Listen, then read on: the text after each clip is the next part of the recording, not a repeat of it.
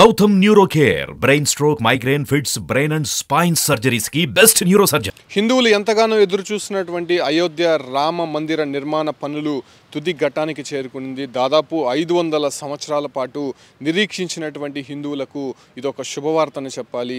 పూర్తి స్థాయిలో అయోధ్య ఆలయ నిర్మాణ పనులు జరిగినటువంటి నేపథ్యంలోనే అక్కడ ఈ నెల 22న ఆలయంలో శ్రీరాముని దర్శించుకునేందుకు అన్ని ఏర్పాట్లు కూడా ఇప్పటికే పూర్తి చేశారు అక్కడ ఉన్నటువంటి ఆలయ ట్రస్ట్ మెంబర్లు. అయితే బలరాముడికి వెంకటేశ్వర స్వామి లడ్డూలను నైవేద్యంగా పంపించడానికి ఇప్పటికే టీటీడీ సంకల్పించింది.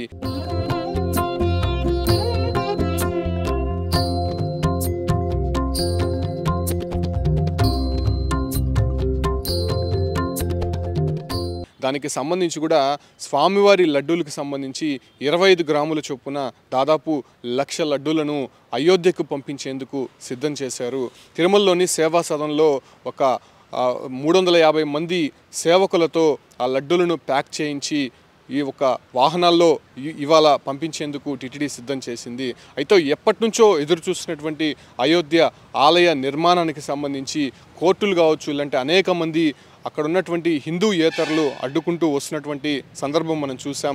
ఎట్టకేలకు కోర్టు తీర్పుల నేపథ్యంలోనే అతి వేగంగా జరిగినటువంటి ఆలయ నిర్మాణ పనులకు వివిధ ప్రధానమైనటువంటి దేవస్థానాల నుంచి కూడా అటు బలరాముడికి పంపించాల్సినటువంటి విరాళాలు కావచ్చు, లేదంటే ఆ రూపంలో ప్రసాదాలు అందుతున్నటువంటి విషయం మనకు తెలిసిందే.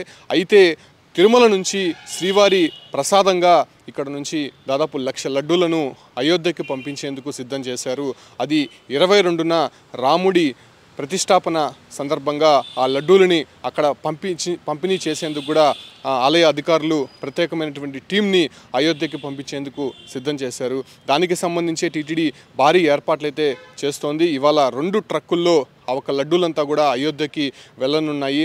అక్కడ 22వ తారీఖు నుంచి అక్కడకు అయోధ్యకి వచ్చేటువంటి ప్రముఖులకు కావచ్చు, లేదంటే అక్కడ వచ్చేటువంటి భక్తులకి అందించేందుకు టీటీడీ సిద్ధం చేసింది. అయితే రామ మందిర నిర్మాణానికి సంబంధించి ఇప్పటికే అటు కేంద్ర రాష్ట్ర ప్రభుత్వం కూడా ప్రతిష్టాత్మకంగా తీసుకున్నటువంటి సందర్భంగా రామమందిర విగ్రహ ప్రతిష్టాపనకు కూడా అటు టీటీడీ నుంచి కూడా ప్రత్యేక ఆహ్వానం అందినటువంటి పరిస్థితుల్లో ఇక్కడ నుంచి కూడా ముఖ్య అధికారులు కావచ్చు, లేదంటే పాలక మండలి సభ్యులు కూడా అక్కడికి వెళ్ళి రాముడి విగ్రహ ప్రాణ ప్రతిష్టకు సంబంధించినటువంటి కార్యక్రమంలో పాల్గొనేందుకు సిద్ధమైనటువంటి పరిస్థితి. అదే సందర్భంగానే శ్రీవారి లడ్డూలను అక్కడ నైవేద్యంగా రాముడికి అందించేందుకు ఇక్కడ నుంచి తరలిస్తున్నటువంటి పరిస్థితి స్పష్టంగా కనిపిస్తోంది.